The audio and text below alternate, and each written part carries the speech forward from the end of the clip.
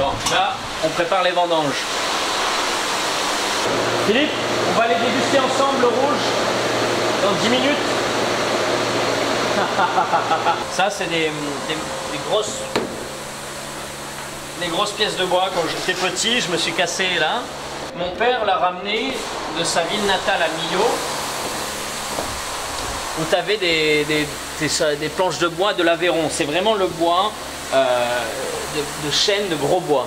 Voilà. Et c'est quand papa a construit ça, il a ramené des pièces de sa première vie. Oui, oui, oui. Et là, là on y arrive, c'est le champ de bataille. On nettoie tout. On nettoie tout avant les vendanges.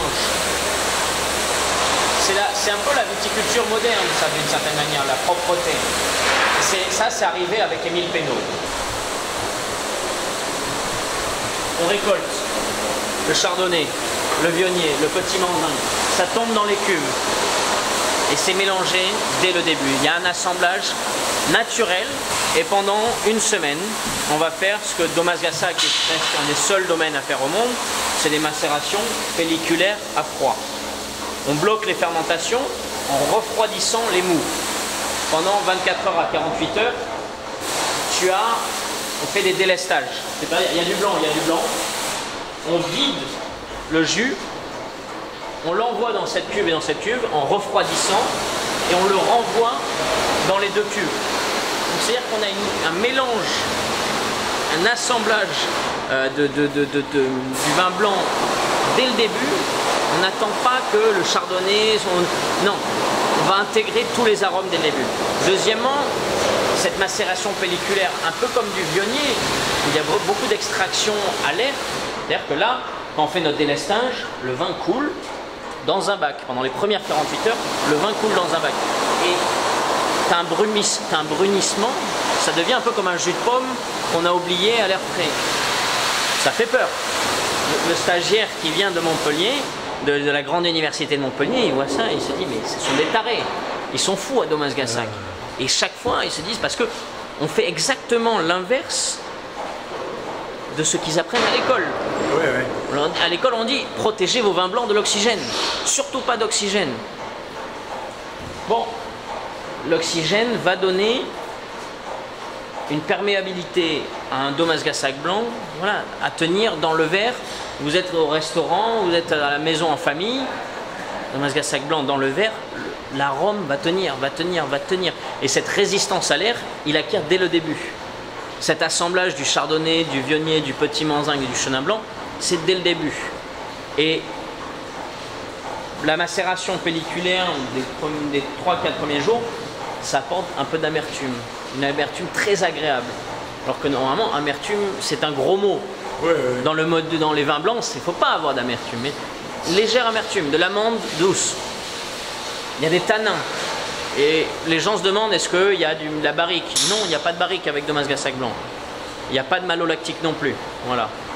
Donc ça, c'est Domas Gassac blanc.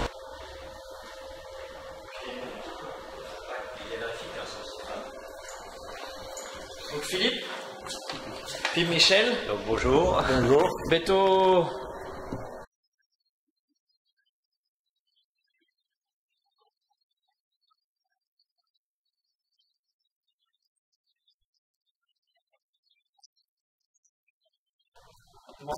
On va goûter le 2015.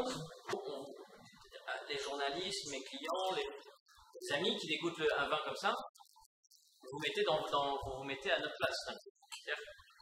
Ça, c'est santé. Ça fait combien? Faut pas que je suis nul en mathématiques. Il n'y a pas de règle. Non, il n'y a pas de règle. La seule règle, c'est qu'est-ce que ton palais te dit. Voilà. Ouais. Et ça, c'est Émile Pénaud, Aimé Guibert, et c'est la philosophie de Domas Gassac. C'est comment le vin te parle. Et faut pas être stupide. Ta maturité, tu la connais. Oui, oui. Vous avez travaillé combien de temps avec monsieur Aimé Guibert? Guibert. Voilà, donc j'ai fait 16 ans ou 17 ans avec Aimé Guibert. Et cette plusieurs cépages que monsieur Guibert met des saillés et tout ça, comment se passe ça? Alors en fait, le blanc, on a cherché à faire un vin équilibré naturellement. On n'ait pas besoin de rajouter ceci ou cela en cuve pour trouver un équilibre.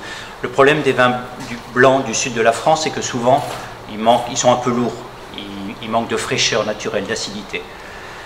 À la différence du nord de la France où ils ont souvent trop d'acidité. Voilà.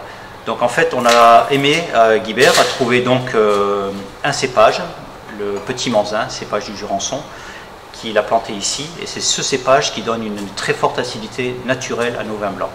Donc voilà, en gros, à l'origine, c'est l'assemblage du petit manzin, sa très forte acidité, avec le chardonnay qui va amener un peu son gras, son côté beurré, et le viognier qui donne un peu sa petite note exubérante au niveau aromatique. Et après, tous les autres cépages, c'est plus par philosophie. Recherche de cépages rares, cépages d'autrefois, cépages non clonés. Qui représente M. Guibert au Languedoc? Alors, M. Guibert a été vraiment le précurseur du Languedoc. C'est-à-dire qu'avant Aimé Guibert, avant Thomas Gassac, il y avait des bons vins, mais il n'y avait pas de grands vins en Languedoc. Et personne pensait qu'on pouvait faire des grands vins en Languedoc. Aimé Guibert est vraiment une personne très importante pour le Languedoc-Roussillon. C'est que Aimé Guibert a été le premier, grâce à Émile Pénaud, à Henri-Ange Albert qui l'ont épaulé au démarrage, mais c'était vraiment le premier à croire qu'on pouvait faire des très grands vins en Languedoc-Roussillon. Non seulement à le croire, mais à le faire et à le prouver.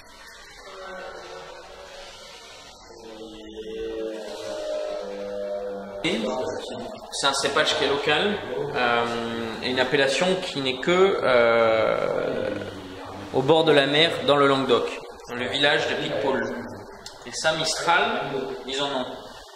Ça c'est facile à boire, avec des crustacés. Tiens. Merci.